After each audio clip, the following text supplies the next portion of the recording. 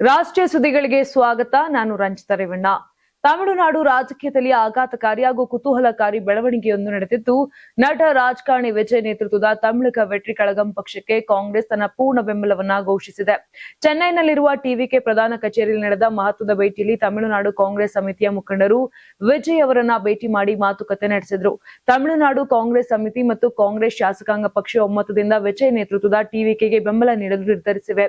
ರಾಜ್ಯದಲ್ಲಿ ಹೊಸ ಸರ್ಕಾರ ರಚಿಸಲು ಬೇಕಾದ ಅಗತ್ಯ ಸಂಖ್ಯಾಬಲವನ್ನು ಒದಗಿಸಲು ಕಾಂಗ್ರೆಸ್ ಸಿದ್ಧವಿದ್ದು, ಈ ಸಂಬಂಧ ಅಧಿಕೃತ ಮಾತುಕತೆಗಳು ಪೂರ್ಣಗೊಂಡಿವೆ. ತಮಿಳುನಾಡಿನಲ್ಲಿ ನೂತನ ಸರ್ಕಾರ ರಚನೆ ಸಿದ್ಧತೆ ಭರದಿಂದ ಸಾಗಿದೆ. ತಮಿಳುನಾಡು ವಿಧಾನಸಭೆ ಚುನಾವಣೆಯಲ್ಲಿ ಗೆದ್ದು ಬೀಗಿರುವ ನಟ ದಳಪತಿ ವಿಜಯ್ ನೇತೃತ್ವದ ಟಿವಿಕೆ ಪಕ್ಷ ಸರ್ಕಾರ ರಚನೆಗೆ ಹಕ್ಕು ಮಂಡನೆಗೆ ತಮಿಳುನಾಡು ಗವರ್ನರ್ ರಾಜೇಂದ್ರ ಅರ್ಲೇಕರ್ ಅವರನ್ನ ಭೇಟಿಯಾಗಿದ್ದಾರೆ. ಚೆನ್ನೈನ ಲೋಕಭವನದಲ್ಲಿ ವಿಜಯ್ ಗವರ್ನರ್ ಅವರನ್ನ ಭೇಟಿಯಾಗಿದ್ದು, ಸರ್ಕಾರ ರಚನೆಗೆ ಹಕ್ಕು ಮಂಡಿಸಿದ್ದಾರೆ. ನಾಳೆ ನಟ ದಳಪತಿ ಮುಖ್ಯಮಂತ್ರಿಯಾಗಿ ಪ್ರಮಾಣ ವಚನ ಸ್ವೀಕಾರ ಮಾಡುವುದು ಬಹುತೇಕ ಫಿಕ್ಸ್ ಆಗಿದೆ. ತಮಿಳುನಾಡು ರಾಜಕೀಯದಲ್ಲಿ ಬದಲಾವಣೆಯ ಬಿರುಗಾಳಿ ಬೀಸಿರುವ ಟಿವಿಕೆ ಪಕ್ಷದ ನಾಯಕ ವಿಜಯ್ ನಾಳೆ ಸಿಎಂ ಆಗಿ ಪ್ರಮಾಣ ವಚನ ಸ್ವೀಕರಿಸಲಿದ್ದಾರೆ. ಚೆನ್ನೈನ ನೆಹರು ಕ್ರೀಡಾಂಗಣದಲ್ಲಿ ವಿಜಯ್ ಪದಗ್ರಹಣ ಕಾರ್ಯಕ್ರಮ ನಡೆಯಲಿದೆ ಎಂಬ ಮಾಹಿತಿ ಲಭ್ಯವಾಗಿದ್ದು, ನಾಳೆ ನಡೆಯಲಿರುವ ಅಧಿಕಾರ ಸ್ವೀಕಾರ ಸಮಾರಂಭದ ಹಿನ್ನೆಲೆ ನೆಹರು ಕ್ರೀಡಾಂಗಣದಲ್ಲಿ ಮಧುವಣಗಿತ್ತಿಯಂತೆ ಸಿಂಗಾರಗೊಳ್ಳುತ್ತಿದೆ. ಸರ್ಕಾರ ರಚನೆಗೆ ಟಿವಿಕೆಗೆ ಹಸ್ತಪಡೆ ಬೆಂಬಲ ಸೂಚಿಸಿದ್ದು, ವಿಜಯ್ ಪದಗ್ರಹಣ ಕಾರ್ಯಕ್ರಮಕ್ಕೆ ಲೋಕಸಭೆ ವಿಪಕ್ಷ ನಾಯಕ ರಾಹುಲ್ ಗಾಂಧಿ ಭಾಗಿಯಾಗುವ ಸಾಧ್ಯತೆ ಇದೆ. ಸಾವಿರಾರು ಜನರು ಈ ಕಾರ್ಯಕ್ರಮದಲ್ಲಿ ಭಾಗಿಯಾಗುವ ನಿರೀಕ್ಷೆ ಇದೆ. ರಾಜ್ಯದಲ್ಲಿ ವಿಚಿತ್ರ ವಿದ್ಯಮಾನಗಳು ನಡೆಯುತ್ತಿವೆ. ನಟ ವಿಜಯ್ ನೇತೃತ್ವದ ಟಿವಿಕೆಗೆ ಸರ್ಕಾರ ರಚಿಸಲು ಸ್ಪಷ್ಟ ಬಹುಮತ ಇಲ್ಲದ ಕಾರಣ ಇತರೆ ಪಕ್ಷಗಳ ಬೆಂಬಲ ಅನಿವಾರ್ಯವಾಗಿತ್ತು. ಹೀಗಾಗಿ ಆ ಪಕ್ಷದ ನಾಯಕರು ಉಳಿದ ಪಕ್ಷಗಳ ಬೆಂಬಲದ ನಿರೀಕ್ಷೆಯಲ್ಲಿದ್ದಾರೆ. ಈ ಮಧ್ಯೆ ಕೇವಲ 5 ಸ್ಥಾನ ಹೊಂದಿರುವ ಕಾಂಗ್ರೆಸ್ ವಿಜಯ್ಗೆ ಬೆಂಬಲ ನೀಡುವುದಾಗಿ ಘೋಷಣೆ ಮಾಡಿದೆ. ಆದರೆ ಚುನಾವಣೆಗೂ ಮೊದಲು ಕಾಂಗ್ರೆಸ್ ಡಿಎಂಕೆ ಜೊತೆ ಮೈತ್ರಿ ಮಾಡಿಕೊಂಡಿತ್ತು. ಈಗ ಅಧಿಕಾರಕ್ಕಾಗಿ ವರಸೆ ಬದಲಿಸಿದ್ದನ್ನ ಬೆನ್ನಿಗೆ ಚೂರಿ ಇರಿದಂತೆ ಅಂತ ಡಿಎಂಕೆ ಬಹಿರಂಗವಾಗಿ ಕಿಡಿಕಾರಿದೆ. ಈ ಬಗ್ಗೆ ಮಾತನಾಡಿರುವ ಡಿಎಂಕೆ ವಕ್ತಾರ ಸರವಣನ್ ಅಣ್ಣದೊರೈ, ಟಿವಿಕೆಗೆ ಬೆಂಬಲ ಘೋಷಿಸುವ ಮೂಲಕ ಕಾಂಗ್ರೆಸ್ ಸ್ವಯಂ ವಿನಾಶಕ್ಕೆ ಮುಂದಾಗಿದೆ. ಚುನಾವಣೆಗೂ ಮೊದಲು ಡಿಎಂಕೆ ಜೊತೆ ಮೈತ್ರಿ ಮಾಡಿಕೊಂಡಿತ್ತು. ಈಗ ನಿಷ್ಠೆ ಬದಲಿಸುವ ಮೂಲಕ ನಮ್ಮ ಬೆನ್ನಿಗೆ ಚೂರಿ ಹಾಕಿದೆ, ರಾಜ್ಯದ ಜನರಿಗೆ ಮೋಸ ಮಾಡಿದೆ ಎಂದು ಆರೋಪಿಸಿದ್ದಾರೆ. ಇನ್ನು ಚುನಾವಣಾ ಪ್ರಕ್ರಿಯೆಯು ಸಂಪೂರ್ಣವಾಗಿ ಮುಗಿದಿಲ್ಲ, ಬೆರಳಿಗೆ ಹಾಕಿದ ಶಾಯಿಯೂ ಅಳಿಸಿಲ್ಲ. ಅದಾಗಲೇ ಕಾಂಗ್ರೆಸ್ ಮೈತ್ರಿ ಕಡಿದುಕೊಳ್ಳಲು ಸಜ್ಜಾಗಿದೆ. ಲೋಕಸಭೆ ಚುನಾವಣೆಯ ವೇಳೆ ರಾಹುಲ್ ಗಾಂಧಿ ಪ್ರಧಾನಿ ಅಭ್ಯರ್ಥಿಯನ್ನಾಗಿ ಘೋಷಿಸಲು ಡಿಎಂಕೆ ಬೆಂಬಲ ನೀಡಿತ್ತು. ಚುನಾವಣೆಯಲ್ಲಿ ನಾವು ಆ ಪಕ್ಷಕ್ಕೆ ಸಂಪೂರ್ಣ ಬೆಂಬಲ ನೀಡಿದ್ದೆವು. ಈ ವಿಧಾನಸಭೆ ಚುನಾವಣೆಯಲ್ಲಿ ನಮಗೆ ಸೋಲಾಗಿದ್ದಕ್ಕೆ ಮೈತ್ರಿಕೂಟದಿಂದ ಹೊರಹೋಗಲು ಸಜ್ಜಾಗಿದೆ. ಇದು ವಂಚನೆಯಲ್ಲದೆ ಇನ್ನೇನು ಅಂತ ಪ್ರಶ್ನೆ ಮಾಡಿದ್ದಾರೆ. ತಮಿಳುನಾಡು ವಿಧಾನಸಭಾ ಚುನಾವಣೆಯಲ್ಲಿ ಆಡಳಿತಾರೂಢ ಡಿಎಂಕೆ ಪಕ್ಷದ ನಾಯಕರಾದ ಸ್ಟಾಲಿನ್ ನೇತೃತ್ವದಲ್ಲಿ ಡಿಎಂಕೆ ಮೈತ್ರಿ ಹೀನಾಯವಾಗಿ ಸೋಲುಂಡಿರುವ ವಿಚಾರ ಈಗಾಗಲೇ ನಿಮಗೆ ಗೊತ್ತಿದೆ. ಇನ್ನು ಸಾಂಪ್ರದಾಯಿಕ ಪಕ್ಷಗಳಾದ ಡಿಎಂಕೆ, ಎಐಎಡಿಎಂಕೆ ಪಕ್ಷಗಳಿಗೆ ಕೈಕೊಟ್ಟಿರುವ ಮತದಾರರು 3ನೇ ಆಯ್ಕೆಯಾಗಿ ವಿಜಯ್ ಅವರ ಟಿವಿಕೆ ಪಕ್ಷಕ್ಕೆ ಜೈಕಾರ ಹಾಕಿದ್ದಾರೆ. ಆ ಮೂಲಕ ಬರೋಬ್ಬರಿ 5 ದಶಕಗಳ ಕಾಲ ಸಾಗಿದ ದ್ರಾವಿಡ ರಾಜಕೀಯಕ್ಕೆ ಬಿಗ್ ಬ್ರೇಕ್ ಹಾಕಿದ್ದಾರೆ. 2 ಪಕ್ಷಗಳಿಗೆ ಪರ್ಯಾಯವಾಗಿ ಮತ್ತೊಂದು ಶಕ್ತಿಗಳಾಗಿ ತಮಿಳು ಜನರು ಎದುರು ನೋಡುತ್ತಿದ್ದಾರೆ ಎಂದು ಬಿಜೆಪಿ ನಾಯಕ ಅಣ್ಣಾಮಲೈ ಮೊದಲೇ ತಿಳಿದುಕೊಂಡಿದ್ದರು ಎಂದು ಅವರ ಅಭಿಮಾನಿಗಳು ಹೇಳುತ್ತಿದ್ದು, ಇದೇ ವಿಚಾರವಾಗಿ ಪ್ರಮುಖ ಪತ್ರಕರ್ತೆ ಸ್ಮಿತಾ ಪ್ರಕಾಶ್ ಮಾಡಿದ ಎಕ್ಸ್ ಪೋಸ್ಟ್ ಭಾರಿ ಚರ್ಚೆಗೆ ಕಾರಣವಾಗಿದೆ. ಯಾಕಂದ್ರೆ ತಮಿಳುನಾಡು ಚುನಾವಣೆಯ ಫಲಿತಾಂಶಗಳ ಘೋಷಣೆಗೂ ಮುನ್ನ ಅಣ್ಣಾಮಲೈ ಅವರು ಕೊಲಂಬೋಗೆ ಪ್ರಯಾಣ ಮಾಡಿದ್ದರು. ಈಗ ವಿಜಯ್ ಅವರು ಸಾಧಿಸಿರುವ ಗೆಲುವನ್ನು 2024ರಲ್ಲಿ ಅಣ್ಣಾಮಲೈ ಊಹೆ ಮಾಡಿದ್ದರು.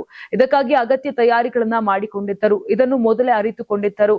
ಆದರೆ ತಮಿಳುನಾಡಿನ ಜನತೆ ಬಿಜೆಪಿಗೆ ತಮ್ಮ ಬೆಂಬಲವನ್ನ ನೀಡಲು ಸಿದ್ಧರಾಗಿರ್ಲಿಲ್ಲ ಅಂತ ಸ್ಮಿತಾ ತಮ್ಮ ಎಕ್ಸ್ ಪೋಸ್ಟ್ ನಲ್ಲಿ ಬರೆದುಕೊಂಡಿದ್ದಾರೆ. ಮೇ 4ರಂದು ನಡೆದ ಪಶ್ಚಿಮ ಬಂಗಾಳ ವಿಧಾನಸಭಾ ಚುನಾವಣೆಯಲ್ಲಿ ಬಿಜೆಪಿ ಭಾರಿ ಜಯ ಸಾಧಿಸಿದೆ. 207 ಸ್ಥಾನಗಳನ್ನ ಗೆದ್ದಿದೆ. ಈ ಜಯದ ನಂತರ ರಾಜ್ಯದ ಹೊಸ ಮುಖ್ಯಮಂತ್ರಿ ಯಾರು ಎಂಬ ಕುತೂಹಲ ಹೆಚ್ಚಾಗಿದೆ. ಬಿಜೆಪಿ ಸಾಮಾನ್ಯವಾಗಿ ಮುಖ್ಯಮಂತ್ರಿ ಹೆಸರನ್ನ ಕೊನೆಯ ಕ್ಷಣದವರೆಗೂ ರಹಸ್ಯವಾಗಿಡುವ ಪಕ್ಷ ಆಗಿರೋದ್ರಿಂದ ಜನರಲ್ಲಿ ಇನ್ನಷ್ಟು ಆಸಕ್ತಿ ಮೂಡಿದೆ. ಆದರೆ ಈಗಾಗಲೇ ಪಕ್ಷದ ಒಳಗಿನಲ್ಲಿ ಹೊಸ ಮುಖ್ಯಮಂತ್ರಿಯ ಹೆಸರನ್ನ ಬಹುತೇಕ ಅಂತಿಮಗೊಳಿಸಲಾಗಿದೆ ಅಂತ ಮೂಲಗಳು ಹೇಳುತ್ತಿವೆ. ರಾಜ್ಯದ ಹೊಸ ಮುಖ್ಯಮಂತ್ರಿಯ ಹೆಸರಿನ ಬಗ್ಗೆ ಚರ್ಚೆಗಳು ತೀವ್ರಗೊಂಡ ಬೆನ್ನಲ್ಲೇ ನೂತನ ಮುಖ್ಯಮಂತ್ರಿಯ ಹೆಸರು ಅಂತಿಮಗೊಂಡಿದೆ. ಎಲ್ಲ ಗೊಂದಲಗಳಿಗೆ ತೆರೆ ಎಳೆಯಲಾಗಿದೆ ಅಂತ ಬಿಜೆಪಿ ಮೂಲಗಳು ತಿಳಿಸಿವೆ. ಇನ್ನು ಬಿಜೆಪಿ ವಲಯದಿಂದ ಬಂದ ಮಾಹಿತಿಯ ಪ್ರಕಾರ ತೃಣಮೂಲ ಕಾಂಗ್ರೆಸ್ನಿಂದ ಬಿಜೆಪಿ ಸೇರಿ ಈಗ ವಿರೋಧ ಪಕ್ಷದ ನಾಯಕರಾಗಿರುವ ಸುವೇಂದು ಅಧಿಕಾರಿ ಪಶ್ಚಿಮ ಬಂಗಾಳದ ಮುಂದಿನ ಮುಖ್ಯಮಂತ್ರಿಯಾಗುವ ಸಾಧ್ಯತೆ ಹೆಚ್ಚು ಇದೆ. ಪಕ್ಷದ ಶ್ರೇಷ್ಠ ನಾಯಕತ್ವವು ಅವರ ಹೆಸರನ್ನು ಒಪ್ಪಿಕೊಂಡಿದೆ ಎಂದು ಹೇಳಲಾಗುತ್ತಿದೆ. ಕೇಂದ್ರ ಗೃಹ ಸಚಿವ ಅಮಿತ್ ಶಾ ಮೇ 6ರಂದು ಕೋಲ್ಕತಾಗೆ ಬರುವ ನಿರೀಕ್ಷೆ ಇದೆ.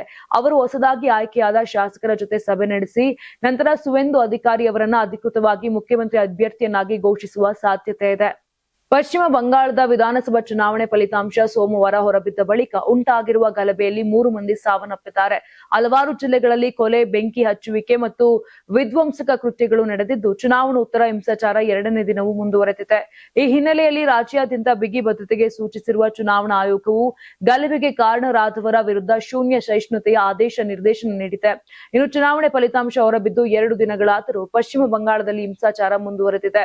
ಚುನಾವಣೋತ್ತರ ಹಿಂಸಾಚಾರದಲ್ಲಿ ಕೋಲ್ಕತಾ, ಬಿರ್ಭೂಮ್ ಮತ್ತು ಉತ್ತರ 24 ಪರಗಣದಲ್ಲಿ ಒಟ್ಟು 3 ಕೊಲೆಯಾಗಿದೆ. ಈ ಘಟನೆಗೆ ಟಿಎಂಸಿ ಮತ್ತು ಬಿಜೆಪಿ ಆರೋಪ ಪ್ರತ್ಯಾರೋಪವನ್ನ ಮಾಡುತ್ತಿವೆ. ಇದರೊಂದಿಗೆ ಅಸನ್ನೋಲ್ಸ್ ಕೈಗಾರಿಕಾ ಪ್ರದೇಶ ಸೇರಿದಂತೆ ರಾಜ್ಯದ ಇತರ ಭಾಗಗಳಲ್ಲಿರುವ ಹಲವಾರು ತೃಣಮೂಲ ಕಾಂಗ್ರೆಸ್ ಕಚೇರಿ ಮೇಲೆ ಮಂಗಳವಾರ ರಾತ್ರಿ ದಾಳಿ ನಡೆಸಲಾಗಿದೆ, ಬೆಂಕಿ ಹಚ್ಚಲಾಗಿದೆ. ರಾಣಿಗಂಜ್, ಬರ್ನ್ಪುರ್ ಮತ್ತು ಬರಬಾನಿಯಂತಹ ಪ್ರದೇಶಗಳಲ್ಲಿರುವ ಟಿಎಂಸಿ ಕಚೇರಿಗಳಿಗೆ ಕೇಸರಿ ಬಣ್ಣ ಬಳಿಯಲಾಗಿದೆ. ಪಶ್ಚಿಮ ಬಂಗಾಳ ಸಿಎಂ ಮಮತಾ ಬ್ಯಾನರ್ಜಿ ರಾಜೀನಾಮೆ ಕೊಡದಿದ್ದರೆ ಅವರನ್ನು ವಜಾಗೊಳಿಸಿ ಅಂತ ಅಸ್ಸಾಂ ಸಿಎಂ ಹಿಮಂತ ಬಿಶ್ವ ಶರ್ಮಾ ಖಾರವಾಗಿ ಪ್ರತಿಕ್ರಿಯಿಸಿದ್ದಾರೆ. ಬಂಗಾಳವು ಅವರ ಹಲವು ಲೋಪಗಳ ಹೊರತಾಗಿಯೂ ಅವರನ್ನ ಬಹಳ ಸಮಯದಿಂದ ಸಹಿಸಿಕೊಂಡಿದೆ. ಅವರು ರಾಜೀನಾಮೆ ನೀಡದಿದ್ದರೆ ವಜಾಗೊಳಿಸಿ. ದೇಶವು ಅವರ ಇಚ್ಛೆಯಂತೆ ನಡೆಯುವುದಿಲ್ಲ. ರಾಜ್ಯಪಾಲರು ಒಂದು ನಿರ್ದಿಷ್ಟ ಅವಧಿಯವರೆಗೆ ಕಾಯುತ್ತಾರೆ, ನಂತರ ಅವರನ್ನು ವಜಾಗೊಳಿಸಲಾಗುತ್ತದೆ. ಅದು ತುಂಬಾ ಸರಳ ಅಂತ ಶರ್ಮಾ ಮಾತನಾಡಿದ್ದಾರೆ. ಚುನಾವಣಾ ಫಲಿತಾಂಶ ಪ್ರಕಟವಾಗಿದೆ. ನಿಮ್ಮಿಂದ 100 ಸ್ಥಾನಗಳನ್ನ ಕಸಿದುಕೊಳ್ಳಲಾಗಿದೆ ಎಂದು ನೀವು ಹೇಳುತ್ತಿದ್ದೀರಾ. ಹಾಗಾದ್ರೆ ಕಾಂಗ್ರೆಸ್ ಗೆದ್ದ 19 ಸ್ಥಾನಗಳನ್ನ ನನ್ನಿಂದ ಕಸಿದುಕೊಳ್ಳಲಾಗಿದೆ ಎಂದು ನಾನು ಹೇಳಬಹುದು. ನನಗೆ 126 ಸೀಟು ಬರಬೇಕಿತ್ತು. ಒಂದು ದೇಶ ಹೇಗೆ ಕಾರ್ಯನಿರ್ವಹಿಸುತ್ತದೆ ಎಂಬುದು ಹಾಗಲ್ಲ ಎಂದು ಬ್ಯಾನರ್ಜಿಗೆ ಹರಿಹಾಯ್ದಿದ್ದಾರೆ. ಪಶ್ಚಿಮ ಬಂಗಾಳದಲ್ಲಿ 15 ವರ್ಷಗಳ ಸುದೀರ್ಘ ಆಡಳಿತ ನಡೆಸಿದ ಮಮತಾ ಬ್ಯಾನರ್ಜಿ ನೇತೃತ್ವದ ತೃಣಮೂಲ ಕಾಂಗ್ರೆಸ್ ಇದೀಗ ಹೀನಾಯವಾಗಿ ಸೋತಿದೆ. 2026ರ ವಿಧಾನಸಭಾ ಚುನಾವಣೆಯಲ್ಲಿ ಬಿಜೆಪಿಯ ಸುನಾಮಿಗೆ ಟಿಎಂಸಿ ಕೊಚ್ಚಿ ಹೋಗಿದೆ. ಸ್ವತಃ ಮಮತಾ ಬ್ಯಾನರ್ಜಿ ಅವರಿಗೆ ಭವಾನಿಪುರ ಕ್ಷೇತ್ರದಲ್ಲಿ ಸುವೇಂದು ಅಧಿಕಾರಿ ವಿರುದ್ಧ ಸೋಲು ಎದುರಾಗಿದೆ. ಬರೋಬ್ಬರಿ 206 ಸ್ಥಾನಗಳನ್ನ ಗೆದ್ದುಕೊಂಡಿರುವ ಬಿಜೆಪಿ ಬಂಗಾಳದಲ್ಲಿ ಮೊಟ್ಟ ಮೊದಲ ಬಾರಿಗೆ ಅಧಿಕಾರದ ಗದ್ದುಗೆ ಏರುತ್ತಿದೆ. ಆದರೆ ಪಶ್ಚಿಮ ಬಂಗಾಳದಲ್ಲಿ ಮಮತಾ ಬ್ಯಾನರ್ಜಿ ನೇತೃತ್ವದ ಟಿಎಂಸಿ ಪಕ್ಷದ ಸೋಲನ್ನ ಕೆಲವು ಕಾಂಗ್ರೆಸ್ ಮತ್ತು ಇಂಡಿಯಾ ಮೈತ್ರಿಕೂಟದಲ್ಲಿರುವ ಅನ್ಯ ವಿಪಕ್ಷಗಳ ನಾಯಕರು ಸಂಭ್ರಮಿಸುತ್ತಿದ್ದಾರೆ. ಇವರ ವಿರುದ್ಧ ಗುಡುಗಿರುವ ಲೋಕಸಭೆ ಪ್ರತಿಪಕ್ಷ ನಾಯಕ ಹಾಗೂ ಕಾಂಗ್ರೆಸ್ ಸಂಸದ ರಾಹುಲ್ ಗಾಂಧಿ ಮಮತಾ ಅವರ ಸೋಲಿನ ಖುಷಿಗಿಂತ ಬಿಜೆಪಿ ಗೆಲುವು ಹೆಚ್ಚು ಆತಂಕಕಾರಿಯಾಗಿದೆ ಅಂತ ಹೇಳಿದ್ದಾರೆ. ನಿನ್ನೆ ತಡರಾತ್ರಿ ಪಂಜಾಬ್ನ ಅಮೃತಸರದ ಖಾಸಾ ಪ್ರದೇಶದ ಸೇನಾ ಶಿಬಿರದ ಹೊರಗೆ ಸ್ಫೋಟ ಸಂಭವಿಸಿದೆ. ನಿನ್ನೆ ರಾತ್ರಿ ಜಲಂಧೂರ್ನಲ್ಲೂ ಸ್ಕೂಟರ್ ಸ್ಫೋಟವಾಗಿದೆ. ಇದು ಈ ಪ್ರದೇಶದಲ್ಲಿ ಭೀತಿಯನ್ನ ಉಂಟು ಮಾಡಿದೆ. ಕಂಟೋನ್ಮೆಂಟ್ ಪ್ರದೇಶದಲ್ಲಿ ರಾತ್ರಿ 10:50ರ ಸುಮಾರಿಗೆ ಸ್ಫೋಟ ಸಂಭವಿಸಿದೆ. ಇದರಿಂದಾಗಿ ನಿವಾಸಿಗಳು ತಮ್ಮ ಮನೆಗಳಿಂದ ಹೊರಗೆ ಓಡಿ ಹೋದರು. ಜಲಂಧರ್ನ ಸ್ಫೋಟದ ನಂತರ ಬೆಂಕಿಯಲ್ಲಿ ಆಕ್ಟಿವಾ ಸ್ಕೂಟಿ ಸುಟ್ಟು ಹೋಗಿದೆ. ಈ ಘಟನೆಗಳ ಬಗ್ಗೆ ಪ್ರತಿಕ್ರಿಯೆ ನೀಡಿದ ಪಂಜಾಬ್ ಸಿಎಂ ಭಗವಂತ್ ಮಾನ್ ಈ ಕೃತ್ಯದಲ್ಲಿ ಬಿಜೆಪಿ ಭಾಗಿಯಾಗಿದೆ ಎಂದು ಆರೋಪಿಸಿದ್ದಾರೆ. ಆದರೆ ಡಿಜಿಪಿ ಗೌರವ್ ಮಾನ್ ಪಂಜಾಬ್ ಅನ್ನ ಅಸ್ಥಿರಗೊಳಿಸುವ ಗುರಿಯನ್ನ ಹೊಂದಿರುವ ಪಾಕಿಸ್ತಾನ ಬೆಂಬಲಿತ ಐಎಸ್ಐ ಭಯೋತ್ಪಾದಕ ಸಂಘಟನೆ ಈ ಸಂಚನ್ನ ಮಾಡಿರಬಹುದು ಎಂದಿದ್ದಾರೆ. ಇನ್ನು ಜಲಂಧರ್ ಮತ್ತು ಅಮೃತಸರದಲ್ಲಿನ ರಕ್ಷಣಾ ಸ್ಥಾಪನೆಗಳ ಬಳಿ ಅವಳಿ ಸ್ಫೋಟಗಳು ಸಂಭವಿಸಿದ ನಂತರ ಪಂಜಾಬ್ ಮುಖ್ಯಮಂತ್ರಿ ಭಗವಂತ್ ಮಾನ್ ಅವುಗಳಲ್ಲಿ ಬಿಜೆಪಿಯ ಕೈವಾಡವಿದೆಂದು ಹೇಳಿಕೊಂಡರೆ, ಪೊಲೀಸ್ ಮಹಾನಿರ್ದೇಶಕರು ಈ ಪ್ರದೇಶದಲ್ಲಿ ಅಶಾಂತಿ ಸೃಷ್ಟಿಸಲು ಪಾಕಿಸ್ತಾನ ಬೆಂಬಲಿತ ಸಂಚು ಎಂದಿದ್ದಾರೆ. ಮುಂದಿನ ವರ್ಷ ಪಂಜಾಬ್ನಲ್ಲಿ ನಡೆಯಲಿರುವ ವಿಧಾನಸಭಾ ಚುನಾವಣೆಗೆ ಮುನ್ನ ದೊಡ್ಡ ರಾಜಕೀಯ ಯೋಜನೆಯ ಭಾಗವಾಗಿ ಈ ಸ್ಫೋಟಗಳನ್ನು ನಡೆಸಲಾಗಿದೆ ಅಂತ ಸಿಎಂ ಭಗವಂತ್ ಮಾನ್ ಆರೋಪಿಸಿದ್ದಾರೆ. ಮಹಾರಾಷ್ಟ್ರದ ಸಾಂಗ್ಲಿಯಲ್ಲಿ ಸಂಗೀತ ಸಂಯೋಜಕ ಮತ್ತು ಚಲನಚಿತ್ರ ನಿರ್ದೇಶಕ ಪಲಾಶ್ ಮುಚ್ಚಲ್ ವಿರುದ್ಧ ಸೋಷಿಯಲ್ ವರ್ಕರ್ ವಿದ್ಯಾನ್ ಮಾನೆ ವಂಚನೆ ಮತ್ತು ಅಟ್ರಾಸಿಟಿ ಕಾಯ್ದೆಯಡಿ ಪ್ರಕರಣ ದಾಖಲಿಸಲಾಗಿದೆ. ಇನ್ನು ಪಲಾಶ್ ಮುಚ್ಚಲ್ ಅವರ ಮಾಜಿ ಪ್ರೇಯಸಿ, ಭಾರತೀಯ ಕ್ರಿಕೆಟ್ ಆಟಗಾರ್ತಿ ಸ್ಮೃತಿ ಮಂದಾನ ಅವರ ಬಾಲ್ಯದ ಸ್ನೇಹಿತರು ಆಗಿರುವ ವಿದ್ಯಾನ್ ಮಾನೆ ಪರಿಶಿಷ್ಟ ಜಾತಿ ಮತ್ತು ಪರಿಶಿಷ್ಟ ಪಂಗಡಗಳ ಕಾಯ್ದೆಯಡಿ ದೂರು ದಾಖಲಿಸಿದ್ದಾರೆ. ಸಾಂಗ್ಲಿಯವರೇ ಆದ ನಟ ಮತ್ತು ನಿರ್ಮಾಪಕರು ಆದ ವಿದ್ಯಾನ್ ಮಾನೆ ಪಲಾಶ್ ಮುಚ್ಚಲ್ ತಮ್ಮ ನಜರಿಯ ಚಿತ್ರಕ್ಕೆ ಲಕ್ಷಾಂತರ ಹಣವನ್ನ ಹೂಡಿಕೆ ಮಾಡುವಂತೆ ಆಮಿಷ ಒಡ್ಡಿದ್ದರು. ಆದರೆ ಆ ಹಣವನ್ನ ಹಿಂದಿರುಗಿಸುವಲ್ಲಿ ವಿಫಲರಾಗಿದ್ದಾರೆ ಎಂದು ಆರೋಪಿಸಿದ್ದಾರೆ. ಈ ದೂರಿನ ಆಧಾರದ ಮೇಲೆ ಸಾಂಗ್ಲಿ ನಗರ ಪೊಲೀಸ್ ಠಾಣೆಯಲ್ಲಿ ವಂಚನೆ ಮತ್ತು SC/ST ದೌರ್ಜನ್ಯ ತಡೆ ಕಾಯ್ದೆಯಡಿ ಪ್ರಕರಣ ದಾಖಲಿಸಲಾಗಿದೆ. ಇನ್ನು ಸುದ್ದಿಗಾರರೊಂದಿಗೆ ಮಾತನಾಡಿದ ವಿದ್ಯಾನ್ ಮಾನೆ, ಪಲಾಶ್ ಮುಚ್ಚಲ್ ತಮ್ಮಿಂದ 25 ಲಕ್ಷ ಸಾಲ ಪಡೆದಿದ್ದರು ಎಂದು ಹೇಳಿಕೊಂಡಿದ್ದಾರೆ. ನೋಡಿದ್ರಲ್ಲ, ಇದಿಷ್ಟು ಆಗಿತ್ತು ಇಂದಿನ ದೇಶದ ಪ್ರಮುಖ ಸುದ್ದಿಗಳು. ನಾಳೆ ಮತ್ತೆ ಇದೇ ರೀತಿಯಾಗಿ ರಾಷ್ಟ್ರೀಯ ಸುದ್ದಿಗಳಲ್ಲಿ ಭೇಟಿಯಾಗೋಣ. ಅಲ್ಲಿವರೆಗೂ ನೋಡ್ತಾ ಇರಿ ಕರ್ನಾಟಕ ಟಿವಿ, ಇದು ಕನ್ನಡಿಗರ ಧ್ವನಿ. ನೀವು ಸಣ್ಣ ಆಗ್ಬೇಕಲ್ವಾ? ಅದು ಒಂದು ಉತ್ತಮ ಆಹಾರದಿಂದ ಸಣ್ಣ ಆಗ್ಬೇಕಲ್ವಾ? ಪ್ರತಿದಿನ ನಮ್ಮ ಜೀನಿ ಸ್ಲಿಮ್ ನ ಯೂಸ್ ಮಾಡಿ ಯಾವುದೇ ಸೈಡ್ ಎಫೆಕ್ಟ್ ಇಲ್ದಂಗೆ ನೀವು ಸಣ್ಣ ಆಗ್ತೀರಾ.